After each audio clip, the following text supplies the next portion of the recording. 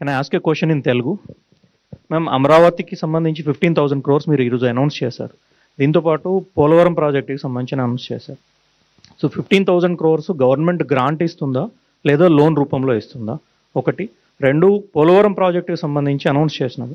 Polavaram project పూర్తి support ఇస్తామని చెప్పారు. ఎంత మొత్తంలో ఇవ్వటానికి అవకాశం ఉంది కేంద్ర ప్రభుత్వానికి?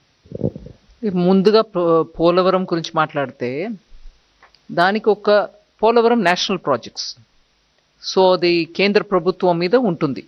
మోస్ట్ నేషనల్ ప్రాజెక్ట్ అని చెప్పినప్పటికీ అది సెంట్రల్ గవర్నమెంట్ ఇంప్లిమెంట్ చేస్తుంది.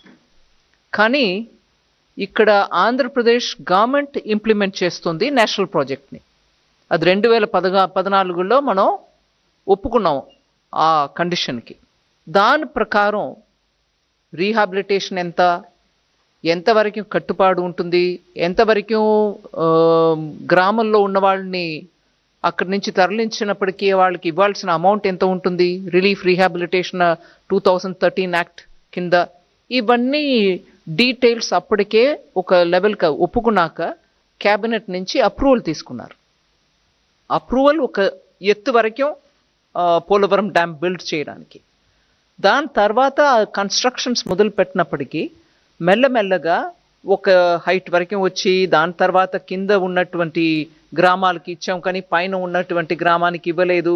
ఇట్లాగా కొత్త కొత్త ఇష్యూస్ రావడం మొదలైంది. సో నేను మీకు చెప్పవలసిన విషయం ఏంటంటే, ఇప్పటి వరకు ఒప్పుకున్న అన్ని కండిషన్స్కి గవర్నమెంట్ ఎంతవరకు డబ్బు ఇవ్వాలో అది ఇస్తాం.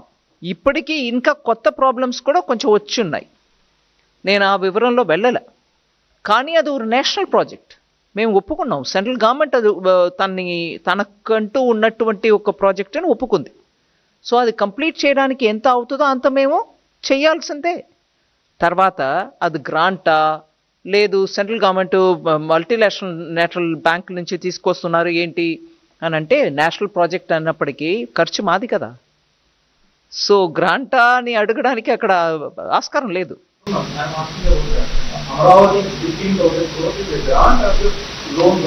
ఒక నిమిషం, నా పోలవరం గురించి నేను మొదలు పెట్టాను కదండి.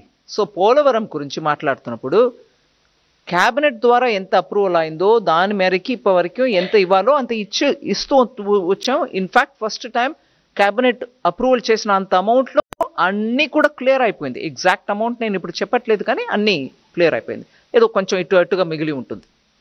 కానీ ఇప్పటి నుంచి అది ఎంత హైట్కి ఒప్పుకున్నారో అంత హైట్కి వెళ్ళడానికి, ఎందుకంటే ఒక 2-3 సంవత్సరమో అందుకు ముందో ఈ గవర్నమెంట్ ఆ గవర్నమెంట్ నేను మాట్లాడలే. మొత్తానికి దాంట్లో ఉన్నటువంటి ఇబ్బందుల్ని దాటుకొని ఇవాళ అది కంప్లీట్ చేయడానికి ఎంత అవుతుందో అది మేము వాళ్ళతోటి కలిసి మాట్లాడి దానికి ఫుల్ సపోర్ట్ ఇస్తాం అనేదే మా స్టేట్మెంట్. కరెక్ట్. రెండో ప్రశ్న ఏంటంటే 15,000 కోసం capital.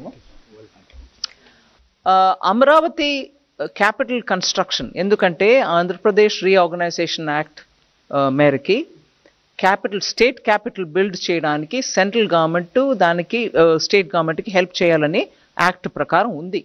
So capital city Amaravati buildup చేయడానికి మేము డెఫినెట్గా వాళ్ళకి అసిస్టెన్స్ ఇవ్వాలి. ఇప్పుడు నేను చెప్పిన 15,000 కోట్లు వరల్డ్ బ్యాంక్ అసిస్టెన్స్ తోటి మేము వాళ్ళకి తెప్పిస్తున్నాం. దానికి కౌంటర్ పార్ట్ ఫండింగ్ కూడా ఉంటుంది. కానీ ఇవాళ స్టేట్ పొజిషన్ ఎలా ఉంది, అది ఎట్లాగా వాళ్ళు ఇస్తారా ఇవ్వలేరా, అది మేము సెంటర్ నుంచి గ్రాంట్ ఇచ్చుకుంటామా, ఇవన్నీ చూసి వాళ్ళతోటి మాట్లాడుకొని చేస్తాం. ఎందుకంటే ఆఖరికి ఆ క్యాపిటల్ లేకుండా 10 సంవత్సరం వెళ్ళిపోయాయి. ఆంధ్రప్రదేశ్కు ఒక క్యాపిటల్ ఉండాలి. భారతదేశంలో ఒక రాజ్యం ఉందనంటే క్యాపిటల్ లేకుండా అది ఆంధ్ర. అది యాక్ట్ ప్రకారం ఈ పార్టీకి క్యాపిటల్ అక్కడ ఉండాల్సిందే. నేను ఎవరు చేస్తారు ఎవరు చేయలేదు అనే విషయానికి వెళ్ళలే. ఆ క్యాపిటల్ బిల్డ్ చేయడానికి కేంద్ర ప్రభుత్వం పూర్తిగా కట్టుబడి ఉంది.